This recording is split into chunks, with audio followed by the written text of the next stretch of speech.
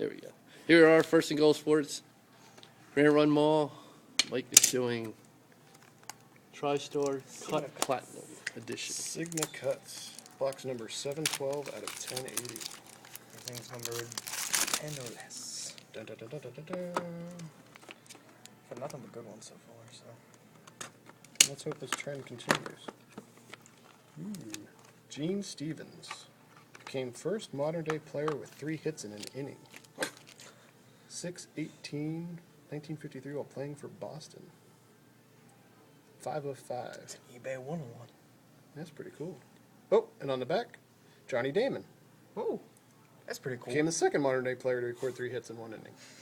That's pretty neat. That's really cool. Little theme for you. That is pretty cool. Is that him in a Royals uniform? I'm not sure. Ta-da.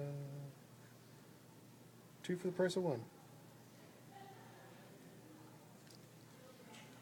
And see. Gene Stevens. Never heard of the guy though. Yeah, me either. And Johnny Damon. 5 of 5. There you go.